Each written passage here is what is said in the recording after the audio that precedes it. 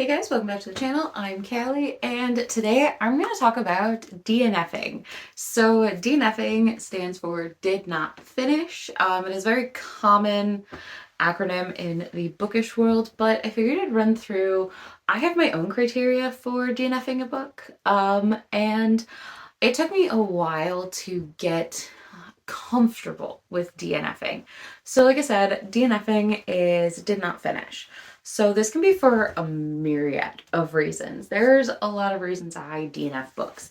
Now, I say it took me a lot of courage to get up to DNFing because once I started a book, when I first got back into reading, I felt compelled to finish it, regardless if I liked what was going on, understood what was going on. Regardless, I would force myself to finish, and eventually I would even force myself to finish series in that manner where I would completely dislike book one, and I'd be like, but I kind of want to know how it ends. I feel bad. I want to support the author. So I would continue to buy these books that I knew I wasn't going to like, and I would regret reading and wasting my time on. This kind of came to a head, I would say, more about 4 or 5 years ago, whenever I read the Lux series, which is a 4-book series about a weird industrial young adult romance in the late 1800s with steampunk vibes. Could not tell you the entire plot of that 4-book series. Could not. But I remember vehemently disliking book one. I was like, this is dumb. It felt stupid. It was like the selection rewritten, but instead of dystopian, it was just in the 1800s. And I was like, okay, well, I have 2 through 4 because I think I ended up getting these. I got them really cheap, is all I remember. I think it might have been Book Outlet. It might have been half price. Really dirt cheap. I think I got them for like $3 a book for 4 books. Not bad. Every time I would finish it, I'd immediately put it in my unhaul pile. So, but I forced myself to finish this series, and I got into probably one of the worst slumps I've ever been. And I am not typically a person who gets into a reading slump. I usually can kind of tell when a type of book will get me into a reading slump, so I will push it off to when I feel more ready for that kind of book. Or I have better techniques as to how to get myself out of reading slumps. Secret? Kindle reads and dark romance is what gets me out of a slump very, very quickly. Specifically Sarah Kate.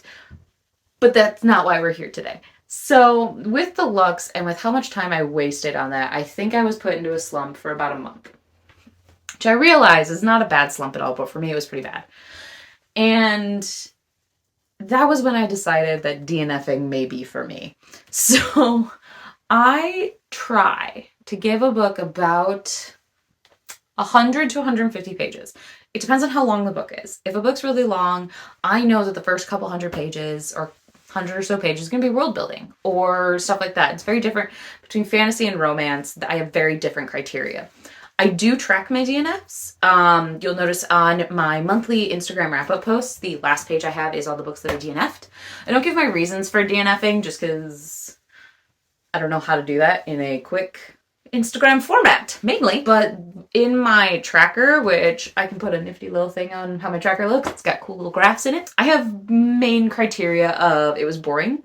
The writing style wasn't my vibe. The story itself, which I realized story and board can kind of go similar, but my big difference between story and board is if I'm bored and I'm just spacing out and literally if the wind makes noise, I could care more about that than what's happening in the book. Story is more about the actual content that I'm not liking. So there are certain, I don't want to call them triggers, but trigger warnings that I tend to not gravitate towards. And if that ends up being a thing in the book, I will give it up for story purposes. So story, writing, board are probably the main ones that I will do it. And writing style is a little weird because I actually don't give a book that long if I'm not jiving with the writing style. I think the least amount I've given a book for writing style is 4 pages because just the writing style was so flowery and so just trying way too hard to be smart. Couldn't tell you what the book was at this moment in time. but I remember I was like 5 pages in and was like, I cannot do this. And then my final one is predictable. This is a relatively new one that I don't use quite as often, and I usually only use these for like mystery thrillers, because fantasy, if it's predictable, it can still be a good book. Like if I can predict like a twist, usually there's more than one twist. Whereas with like thrillers and mysteries, like if I predict the twist, what's the point of reading the book? So that one I typically don't use as often. But those are the main ones that I will use for my little chart. For romance is very predictable. You know who's going to end up with who. You're following along for the story. I think because predictable with mystery thrillers, it just ruins the entire like building up in the book, the highs and lows, the red herrings. Like it ruins the vibe. Whereas I think I'll typically DNF romance books for writing style. That is typically why I won't do it. Or story. There's a couple where they have handled topics that I am uncomfortable reading about, so I won't read them. And I don't get into the habit of reading trigger warnings. I don't like to, because to me it almost spoils the book.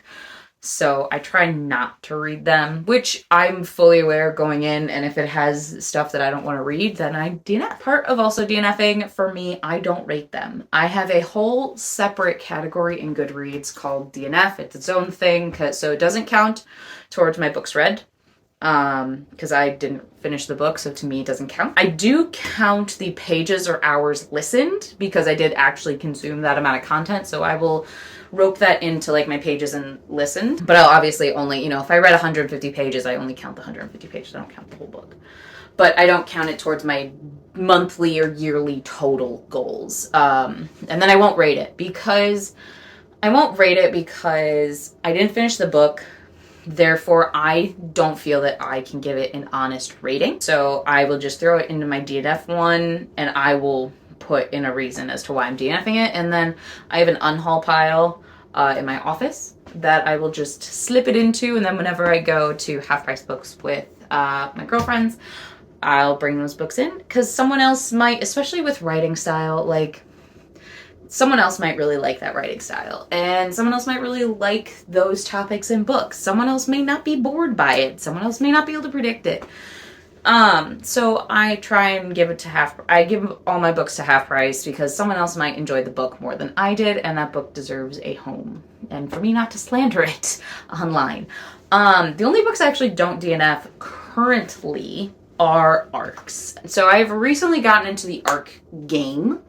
Which I've actually been greatly enjoying. I've been doing a mix of audiobooks and ebooks, but I've greatly enjoyed doing the ARCs. However, so I've been using NetGalley as well as Book Siren, and then I've gotten a couple of books from publishers.